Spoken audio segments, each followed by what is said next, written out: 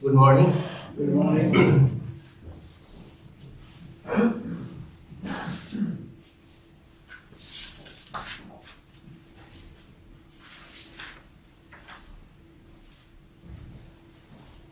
Let's chant together the opening things.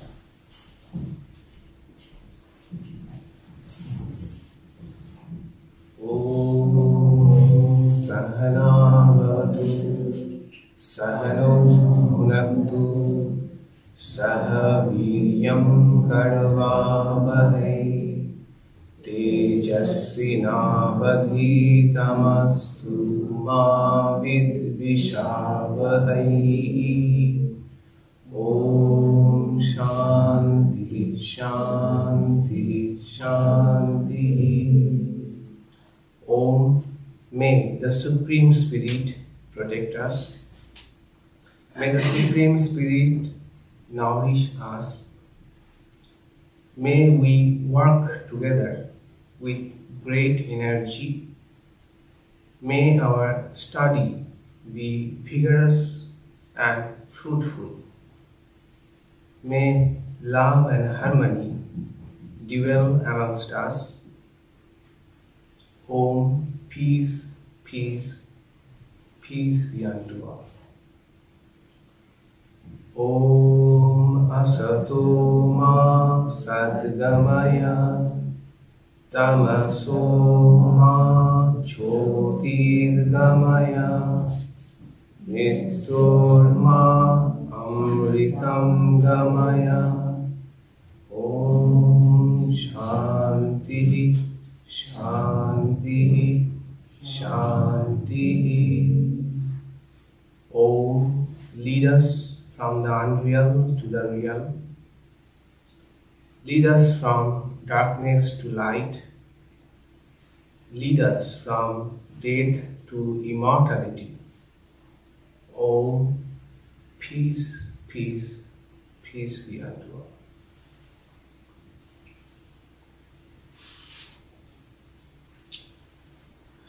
Good morning. Good morning. Yeah. Last time you probably remember in the Bhagavad Gita series, we saw the wonderful concept of lamp of wisdom, Jnana Deepa, and Shankaracharya's illuminating commentary upon this word, Jnana Deepa. To remind you all, he said, Sri Krishna said that to a devotee who is steadfast to me, I kindle the lamp of wisdom through which the devotee can perceive, can experience my non-dual nature. God, the non-dual form of God. So on this word, particular word, lamp of wisdom, Jnana Deepa, Shankaracharya says, what is this Jnana Deepa? What is this lamp of wisdom? He said that the wick of the lamp is an intellect which has been strengthened by disciplined life. What is the oil of the lamp? It is divine grace, which is the result of devotion to God. What is the oxygen for, what is the air for this lamp? Said that contemplation of God. Contemplation of God is the oxygen, the air for this lamp. And this lamp is contained in a detached mind. The container of this lamp is a detached mind, and the lamp is free from the disturbance of raga and desha, strong like and dislike. And this lamp has to be kept steady with regular daily meditation on God. This is the lamp of wisdom. Wonderful concept we saw, how elevating. Now, Arjuna asked a question. Arjuna asked a question. This question is based on what Sri Krishna has already told. What Sri Krishna has already told. we see that from the last few chapters, Sri Krishna is trying to drive home the point that entire creation is manifestation of God. And whatever excellent things you see in this world, think about divine glories. Whatever good qualities you see in others, take that as a suggestion to contemplate on divine glories. Whatever mental state we have, that also is manifestation of that divinity. All these are my vibhutis, that is divine glories. Whether it is in microscopic level or macroscopic level, whatever excellent things. In fact, we have seen that whatever we see is manifestation of God only. But for us, it is easier to first think of God in appreciate divine presence in excellent things. That is, Sri Krishna says, my vibhuti, my manifestation. Now Arjuna says, okay, good, very good, but tell me more about your glories. You have, if you remember from 7th chapter onwards, Sri Krishna has given many hints how to think of God in nature, in human qualities, in different states of mind. But Arjuna here says something very interesting. Arjuna says, and I was thinking Arjuna was being very American in that sense.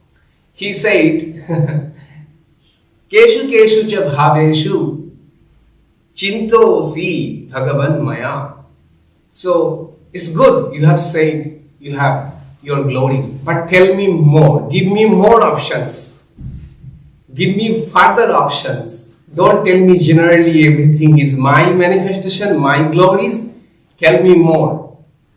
In what ways, what are my options to meditate on God? Keshu keshu bhaveshu. Because we have likes and dislikes. Some likes mountains, some like oceans, some likes flowers, some are more interested into other things. So Arjuna says, give me all your options, how I can think on you. So that is what I felt when I first went to Starbucks. So much of options, overwhelmed with options. And any newcomer to Hindu ideas, Hinduism or Vedanta, get overwhelmed. So tell me, what is your point? This or that? They said everything. There are so many options. So I was thinking that Arjuna was probably saying, give us more and more options to think on you. So the more options you give, the more choices we have to contemplate on God. In fact, this is something very interesting about the Upanishads also. If we look at the largest Upanishad, Ishadhyanananda Upanishad, it starts with what? Meditation on a horse. Ishadhyananda Upanishad, first chapter, dedicates a meditation on a horse. Think of the horse head as dawn. Think of horse eyes as sun. The idea is take up. That is, take up horse, which was very common at that time, an animal used in a kind of sacrifice called Ashwamedha Yajna, where the horse was to be let loose, and the horse has to run and run and run. So horse was very common, known to everybody. And Ishadhyananda Upanishad starts with Upasana on horse, goes on and on. So try to see in horse the entire creation, entire universe, try to see in horse itself. So that is exactly what Sri Krishna is going to show us, that in the best of the things, in the awesome of the things, excellent of the things, beautiful of the thing, sacred of the things, try to see God's presence in that. Arjuna wants choices. So, and what Sri Krishna says, Hanta te kathayashyami divya hi atma vibhutayaha pradhanata kuru sreshta nasti anta vistara same.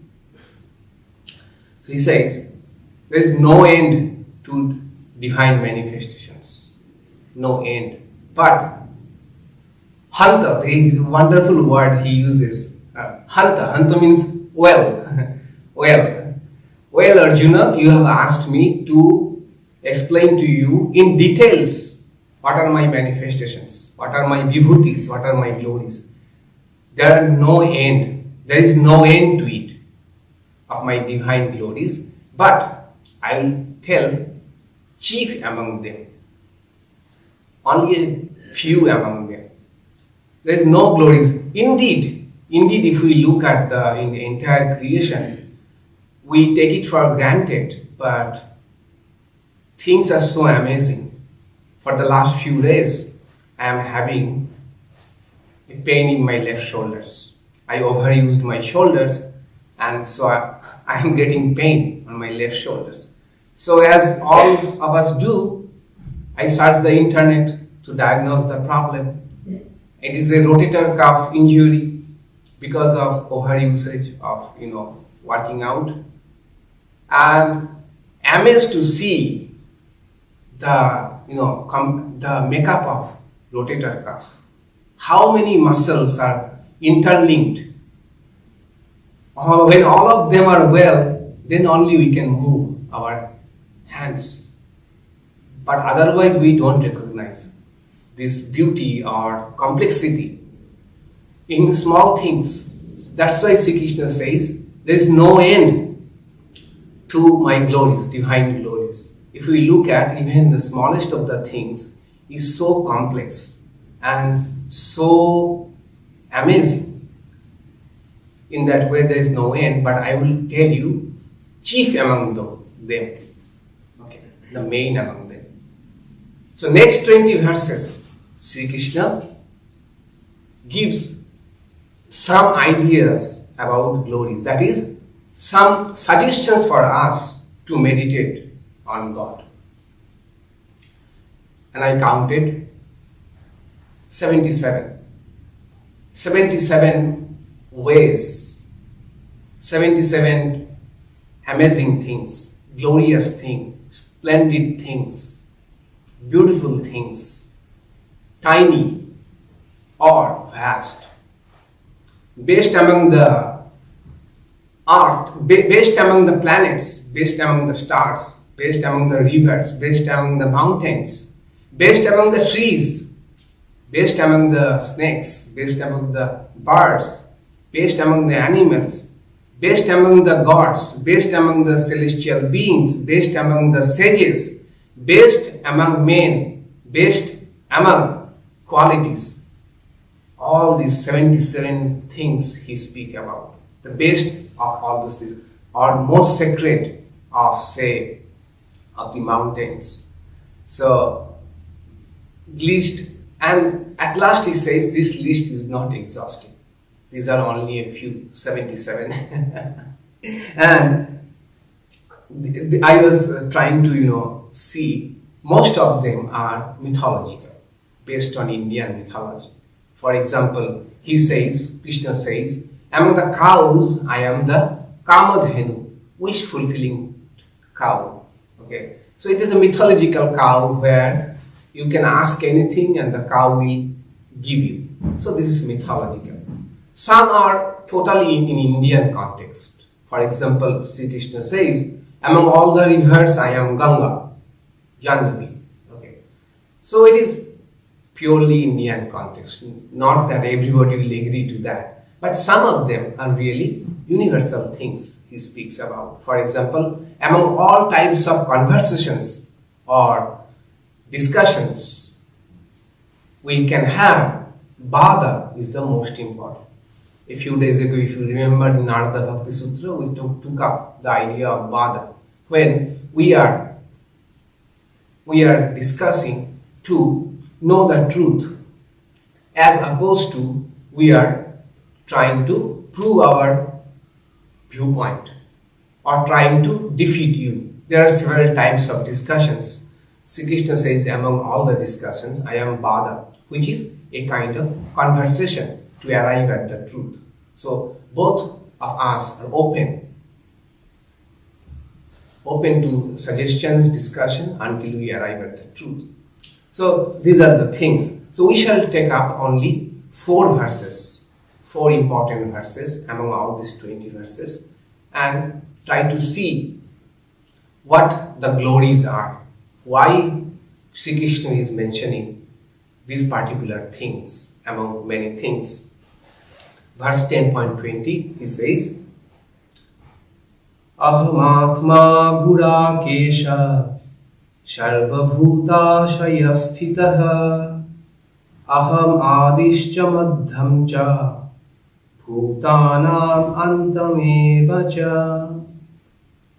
This is very important. Arjuna asked about specific things, how to meditate on God. The first thing Sri Krishna says is the most glorious things, my manifestation, the most glorious thing in this creation is that I am present in every being. Aham Atma Gurakesha Sarva Bhuta Shayastita. In everything I am present.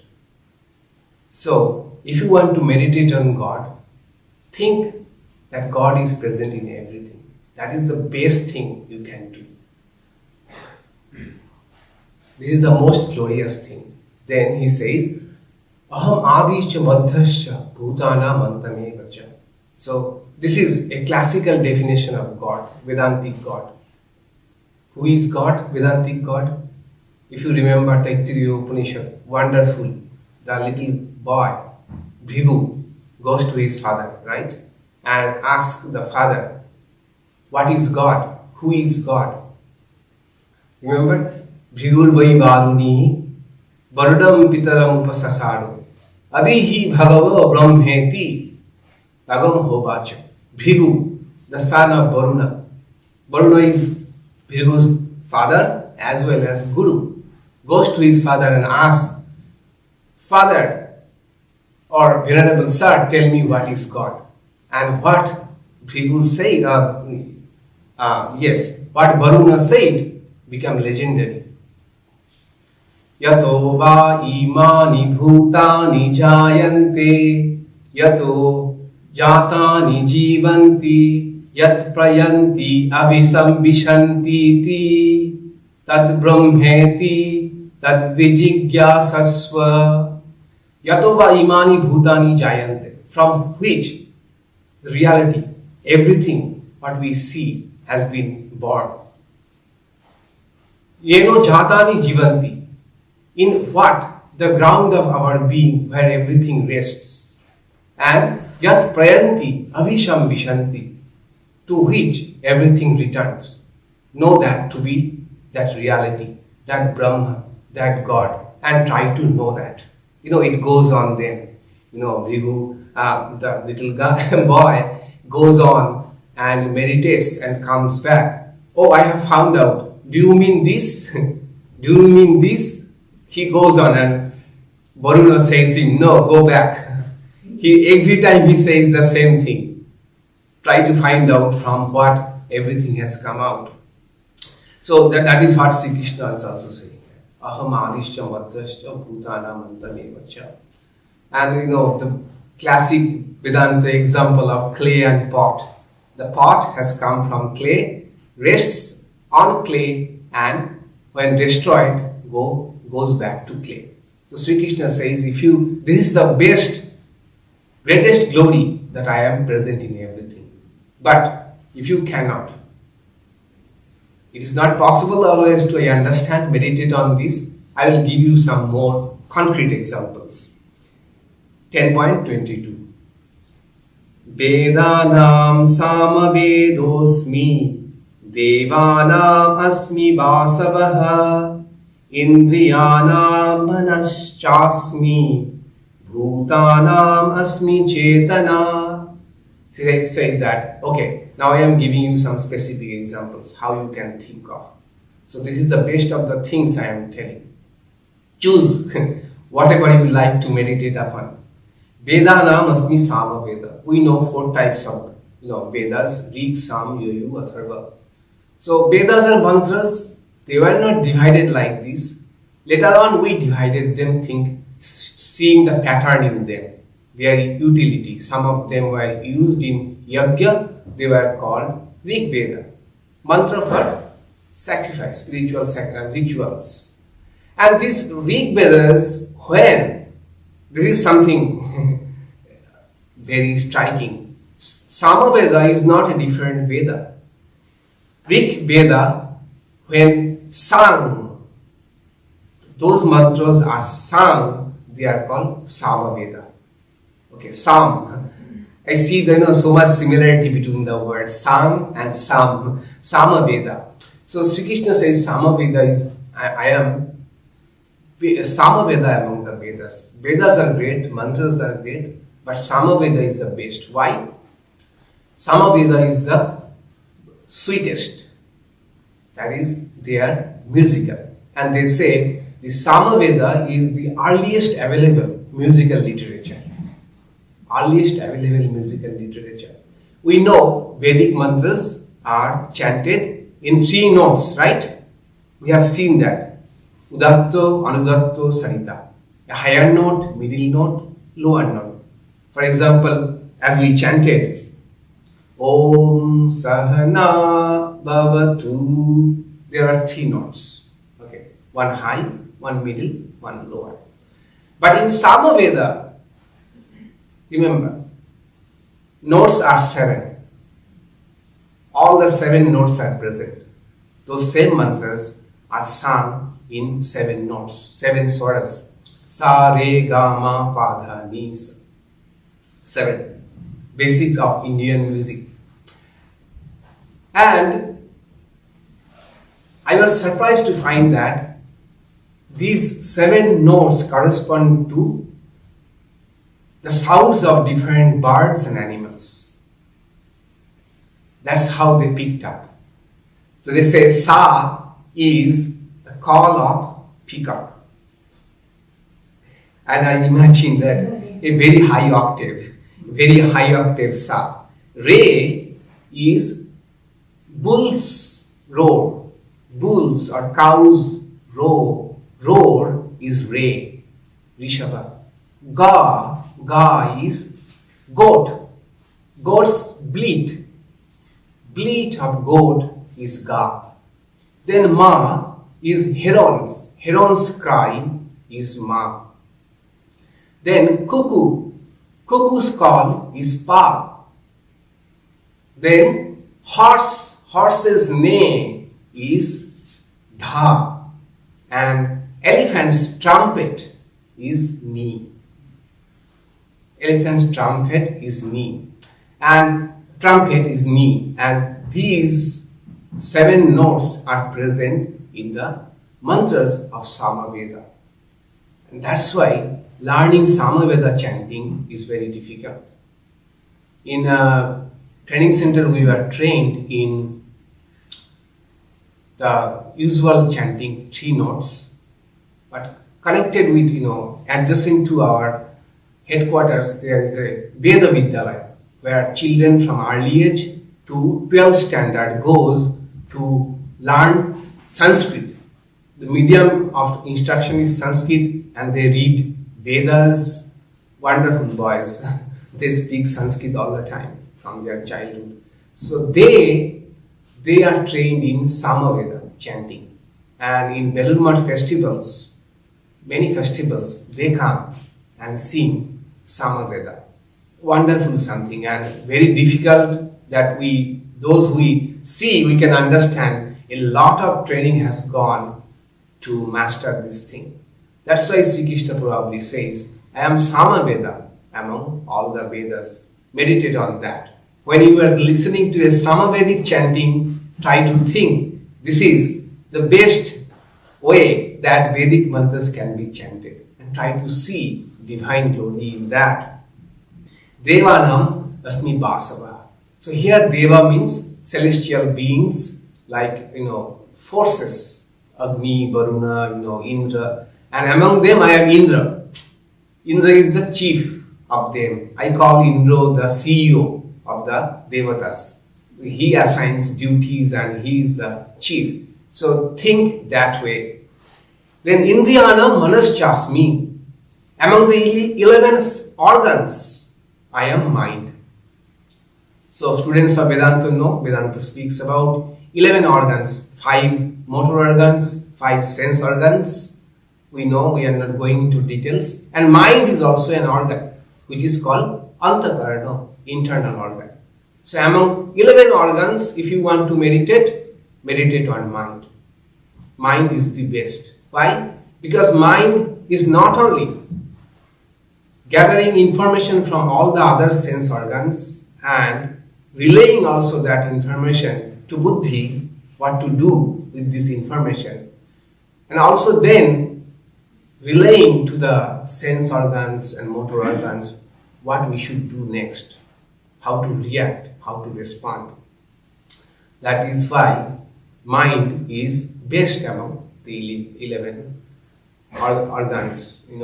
That reminds us of that analogy, the chariot analogy of Kathopanishad, right? Atmanam rathinam vidhi shariram ratham evatu buddhim tu saritham vidhi mana pagraham evacha indriyani hayanahur vishayam stesha gocharan. Think of this body as a chariot, and the Atma, your soul, is the real owner of this chariot. And the buddhi, intellect, is the driver, charioteer. Your mind is the reins,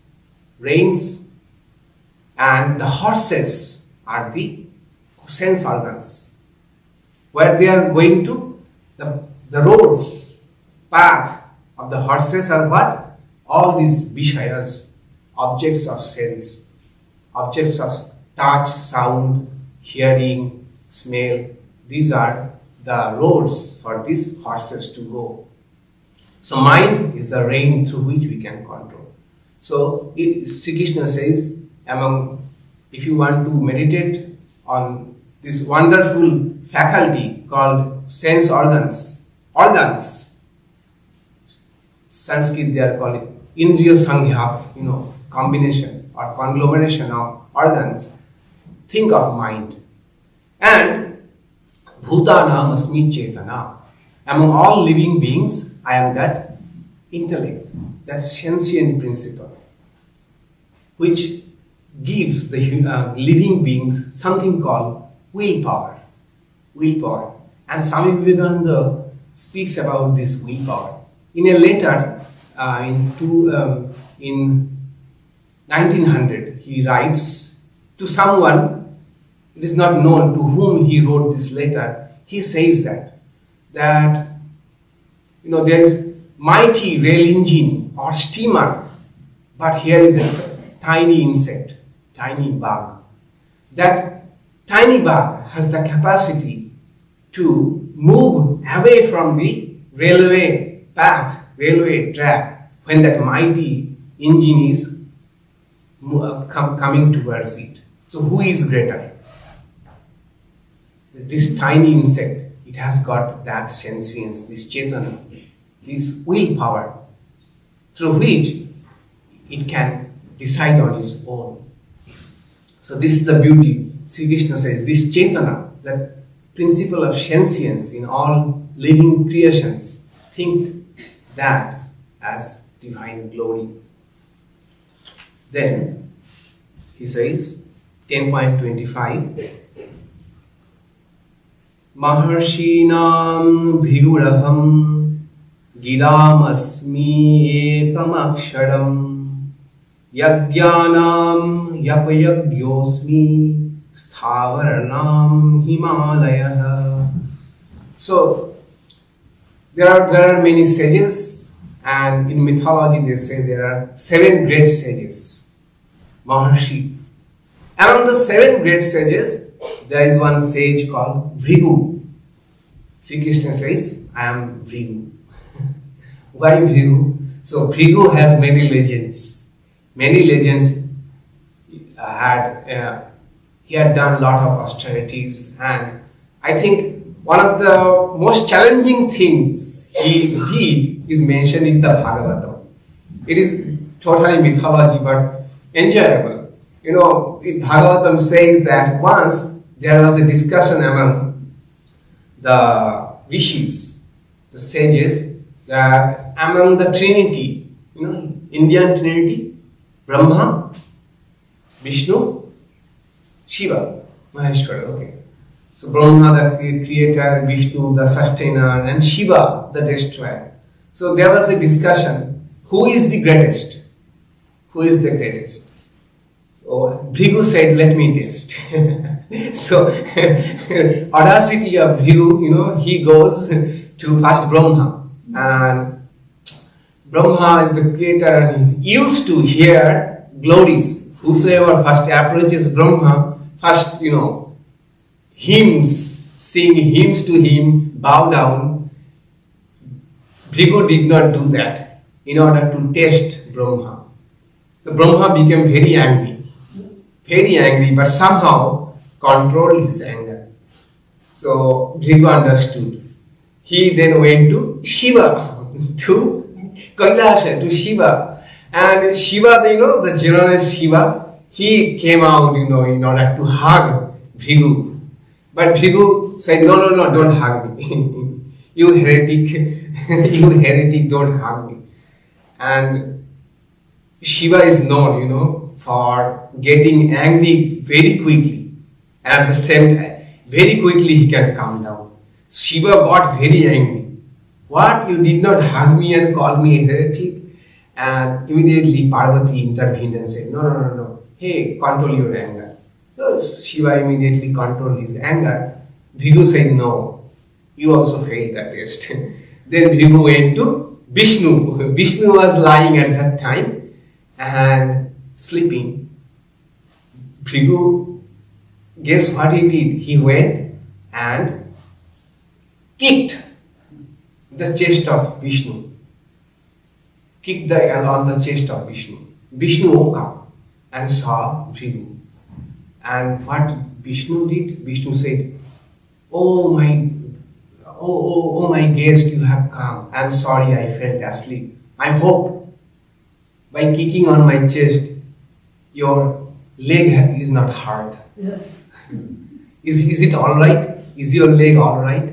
Then Bhrigu said, Vishnu is the great.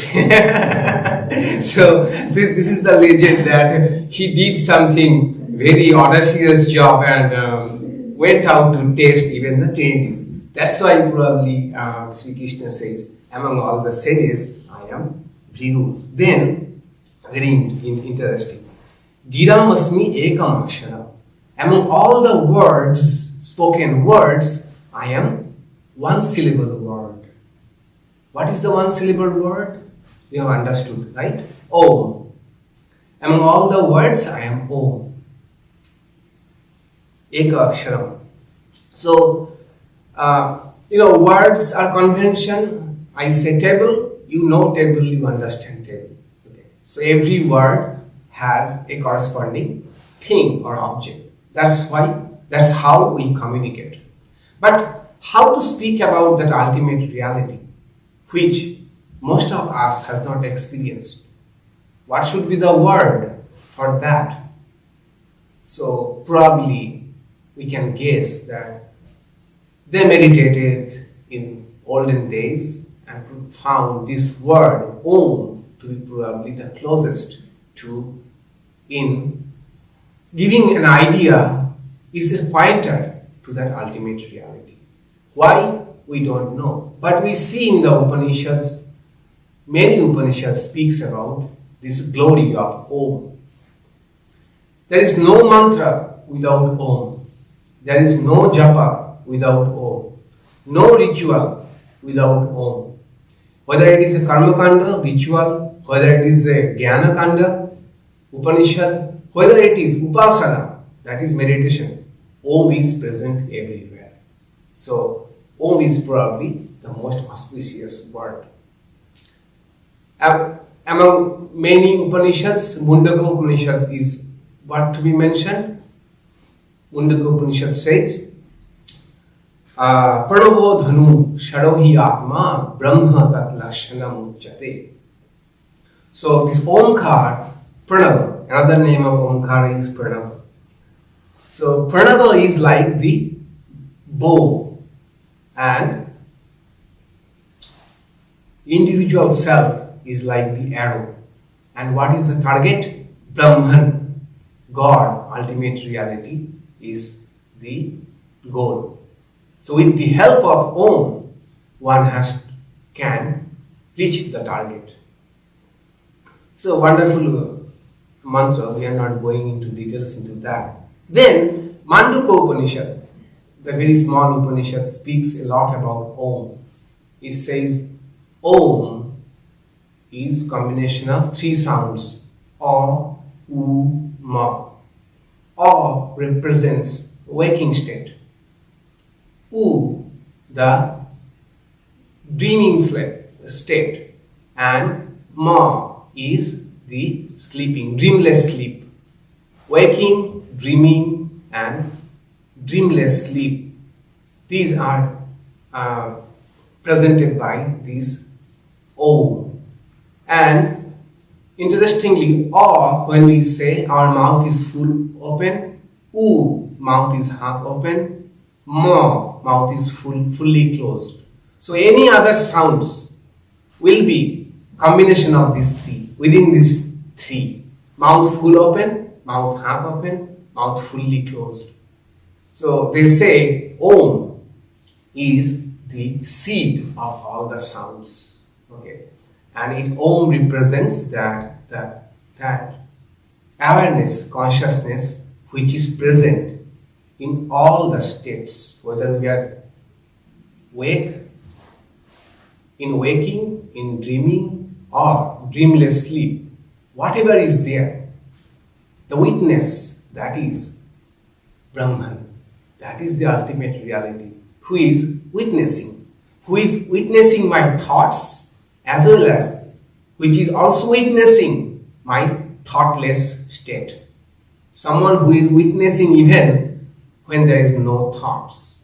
That we come to know only after waking up, that I slept so well that I did not know anything. So there was someone to experience that I did not know even anything. So they say that is Brahman, that is the indicator of Brahman. And Om is its pointer. And Patanjali Yoga Sutra 2, Patanjali says, Tasya Vachakaha Pranavaha. Tasya means Ishvara. Ishvara, that ultimate reality, that ultimate soul. Its pointer is Omkar, Pranava. And Tat Japaha Tadartha Bhavanam. Tata Pratyeka Tataha Pratyeka Chetana Adhigamo. So, Japa, continuous repetition of Omkara and its meaning leads to realization of one's ultimate reality, of one's soul. Not only that, that also Antarayo Abhavasya. All the obstacles in yoga can be also surpassed, controlled with meditation and japa and omkara. That's why next thing is Yagganam Yapa Yaggyosmi. Yagga, you know, Vedic life was based on yagga, rituals, you know, that needed preparation, elaborate preparation for them, many articles, many rules, prohibitions. Then it was some affair. Okay, not that you want to do a kind of yagga and you can do it. No, there were so many restrictions, so many things needed, and it was really very difficult. So that is why it was a sadhana. It was not an easy thing to do. That's why it was a tapas. Sri Krishna says, among all the sadhanas, I am yapa yajna. Yapa yajna means chanting, repeating any mantra. Yapa, japa, yajna. Think itself is a yajna. It is the best among the yajnas. Best in the sense, there is no restriction who can do, who cannot do. There is no restriction of place that you cannot do it here. You have to do only there. No. There is no external arrangement needed. All you need is the mantra. Yap yajna. So, and also it is very efficacious. Very efficacious. Those who have done it, we have seen people who have mastered in yapa, japa, and what it means to them. Holy Mother said, japat siddhi. One can achieve everything through japa alone. Even then someone asks, someone is doing, say, repetition without really meditating on the mantra. Holy Mother says, no problem. No problem. If you are into river, whether you yourself jumped or someone threw into the river, you will get wet. Okay. Such is the power of mantra. And we have seen really, I have seen, many of us have seen, those who have, done yapa yajna, they live in an exalted state, and mantra goes on all the time inside. That becomes their reality. And with only a fraction of mind, they interact with the world, with the very fraction of their mind. And you can totally see that they are living in a different world. And what they have done, one spiritual practice, japa yajna. That's why in India, in many centers, we do japa yajna once a week, where for 24 hours, participants come and keep on doing, chanting their mantra. Very often in many centers, japa yajna. When we are in the training center in Belur Math, it's now even always there. There used to be japa yajna from Saturday evening 7 p.m. to Sunday morning 4 a.m. So in the shrine, we would be sitting and doing our mantras, japa yajna. Here, I believe some of the centers really do them. Probably Hollywood Center, if I remember, Hollywood sometimes arrange japa yajna. Okay, so everybody signs up for a particular time when they come, and so the idea is at least one person will be continuing with the mantra. At any given time, there will be at least one person who is sitting in the shrine and doing japa yajna. It is very efficacious. So Sri Krishna puts his stamp that among all the elaborate rituals, yajnas, which are so eye-catching, 100 priests doing so much of fire ceremony for 7 days. It is still present in India, especially in South India. And definitely we feel like, there would be nothing more than that. Sri Krishna says, no, just repeat your mantra, that is the best among all the yajnas, all the rituals. Then he says, Thavarana Himalaya. Among all the immovable things in the world, I am mountain Himalaya. I am like Himalaya. So Himalaya, why he chose, I believe, because there is such a vastness in Himalaya. No doubt about that. Himalaya, beauty of Himalaya. Then there is something sacred in Himalaya, which many people have, people from outside India, when they go to Himalaya, they say there is something sacred in here, which is absent in other mountain ranges. The reason it is believed to be that for centuries or millennia, thousands of people have done spiritual practices they have contributed to that spiritual vibration in the Himalaya. Then, in Himalaya, always at any given moment, thousands of people are seeking God at any moment.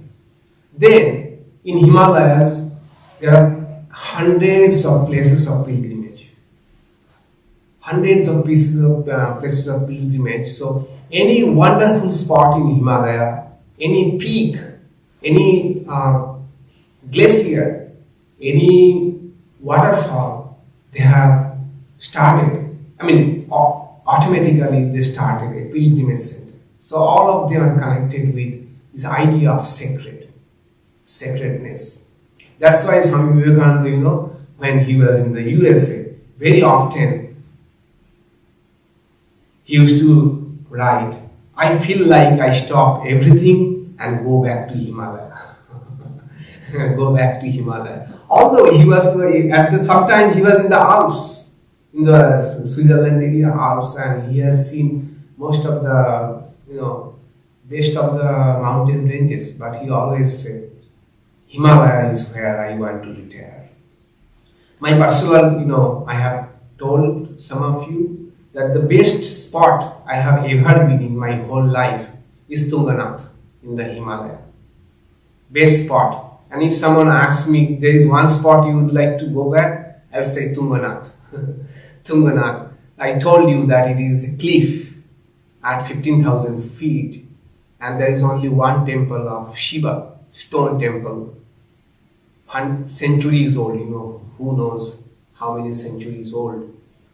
At the top of the cliff is this mountain, this Shiva temple, and incident that is also the highest Shiva temple in the world. Amarnath is not a temple, so this is a temple, yes. And so Tunganath, not many people go because the trek is difficult. You don't have horse and things, difficult. You have to walk. So I went there and we reached around 4 p.m. Oh my God! I was sitting on a cliff, on a rock, and there was bottomless canyon. And in my front, the other Himalayan ranges at eye level. And I believe I sat there for an hour, just without doing anything. Only sound was the bell from the temple. Someone was, hitting the bell once in a while. Total silent, valley this side, bottomless canyon, clouds sometimes, and the range of Himalayas. I felt this is meditation. I just kept my eyes open for an hour, but it was a meditation. I believe that is why Sri Krishna says, Sthavaranam Himalaya. Among all immovable things, I am the Himalaya. You want to meditate on mountains? Meditate on Himalaya. Okay.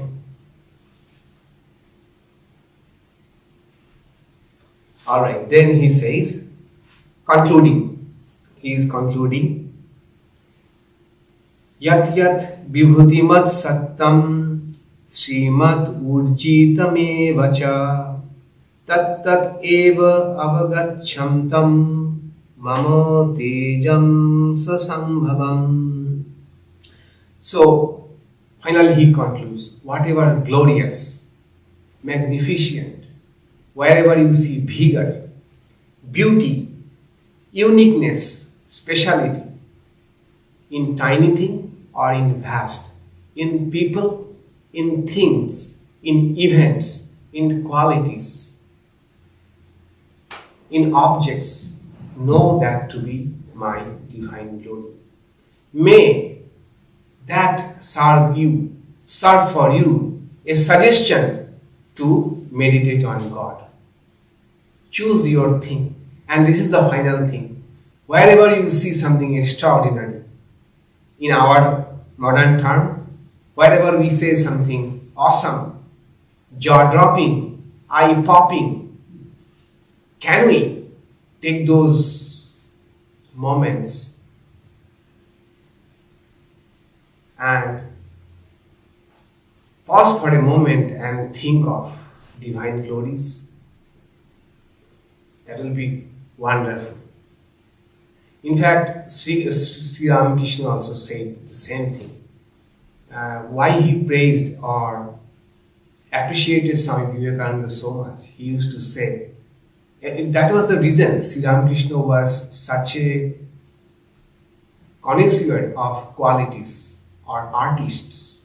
He said, in whomsoever there is any speciality, maybe a dramatist, an artist, a singer, a musical instrument player, whatever, that is God's manifestation, divine manifestation. That is why he loves Swami Vivekananda so much, because so much exuberant, so much abundance of divine qualities in Swami Vivekananda. So much so, Swami Vivekananda himself did not know what his qualities were. Sri Ramakrishna were probably more aware of Swami Vivekananda's qualities than Swami Vivekananda himself. And especially, how we can find out if somebody has these qualities at the same time, not egoistic, boastful about these qualities, we may guess that is a divine manifestation, something divine. May we take a moment to appreciate the God, the divine, through these qualities. That is how Sri Krishna is ending. Wherever you say something which catches your attention, wait, pause, and take that opportunity to think about God. To sum up, Arjuna wanted an exhaustive list of glorious things, excellent things that can serve as suggestions for meditation on God.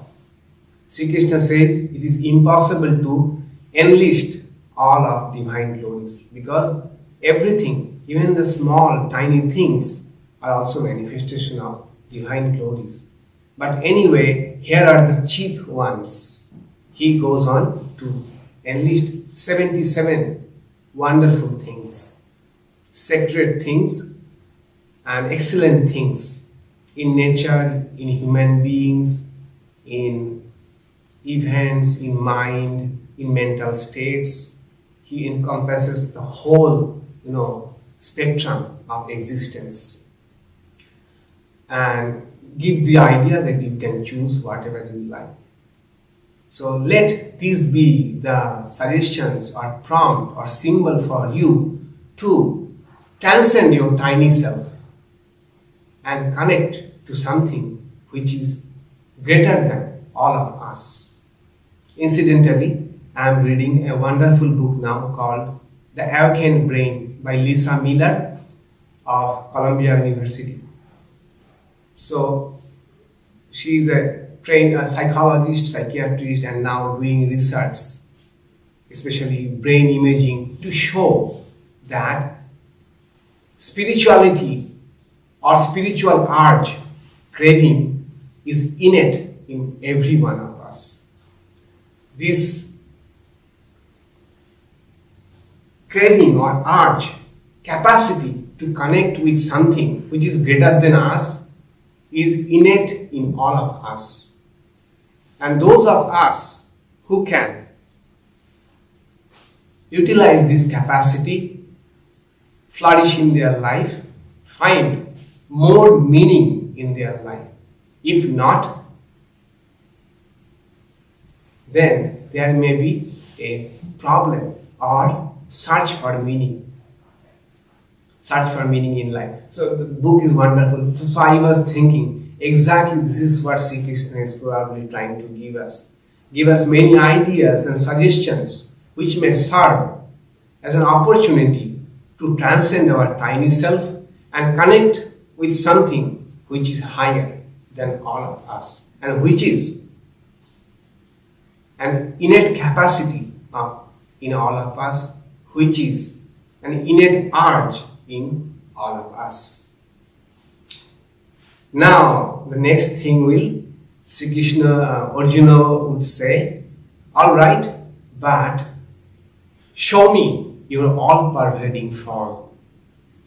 So, next chapter, Vishwarupa Yoga, where the splendid form of God, all-pervading, not only good things, terrible things, also Sri Krishna will show to Arjuna to have a direct experience of God's all-pervading presence that we shall see later on. So let's chant the closing chant. Then we can take questions, and also you are free to share your ideas. Om Madhuvata Ritayate Madhuksharanti Sindhavaha Madhvirna Santoshadhihi Madhunaktam Utasasi Madhumat Parthivagam Rajaha Madhudvau Astuna Pita Madhumano Vanaspati Madhumagam Astu Suryaha Madhvir Gavo Bhavantunaha. Om Shanti Shanti Shanti. Sweet blow the winds, and the oceans give forth blessedness. May the herbs and plants bring us health and happiness. Sweet unto us be the nights and dawns. May every particle of Mother Earth be charged with blessing. May the heavens shower us with benediction. Sweet unto us be the noble forest trees. Sweet unto us be the shining sun. Sweet unto us be all living creation. Oh, sweetness, harmony, peace. Yes, any question, ideas? You were talking about this ability to connect with something higher than ourselves. And I was thinking last week that, I've got my mundane self in a body here and running around on this earth and all. And I thought, my religion, if I had to define it, my personal religion, is more than this.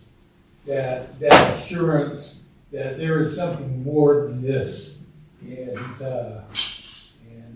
that's my faith too. I know is in a very certainly that's the case. Yeah, exactly. That is what Lisa Millard is trying to show in this book with solid evidence. She said something very interesting. If spirituality is truth, it can be shown. That was her premise of her career. If something is true, it can be shown.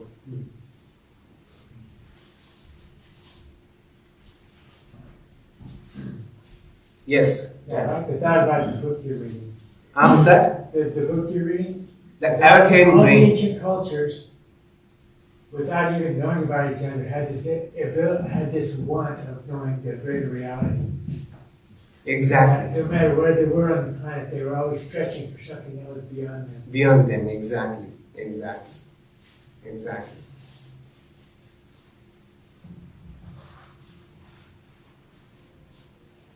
All right, thank you. Okay, next Sunday the talk is Good and Evil by Swami Prapandanandaji.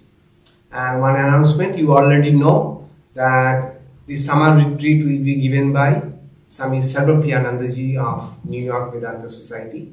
That will be on 16th of July, Saturday, morning 10 to 1. There will be, of course, a break of tea break. The link for the registration will be available in our website by the end of June. But the registration will start on July 1st at 9 a.m. and registration will close automatically after the seats are booked, and seats are limited, only 90. Okay. So 1st July 9 a.m. that is the link is available, will be available soon. And next day, of course, he will also give the Sunday talk at our Shankara Mount area. So we shall be celebrating our Guru Purnima on that Sunday, same spot. Okay. For that, no registration is needed. That will be outdoors.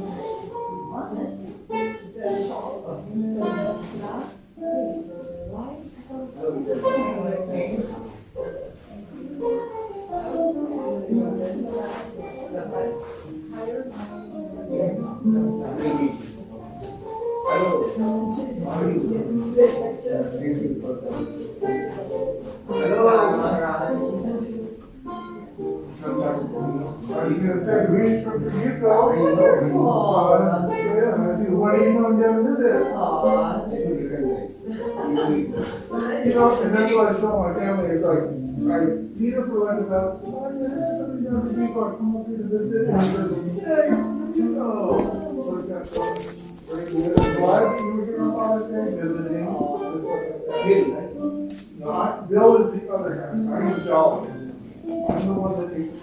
I recognize you. Did you bring honey? No, I'm just kidding. Yes, but it's for my son-in-law. I love your honey. Sweet bees. Yeah, so it's yeah, so.